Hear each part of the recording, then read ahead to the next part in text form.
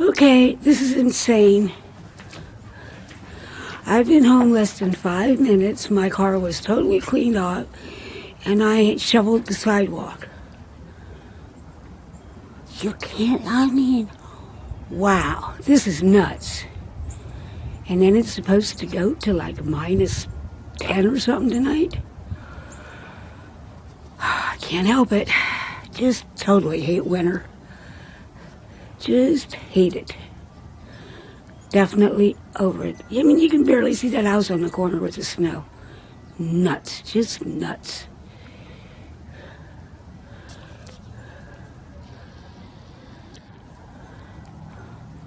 Poor little car. Oh, cold. Poor little me's gonna have to clean that off tomorrow.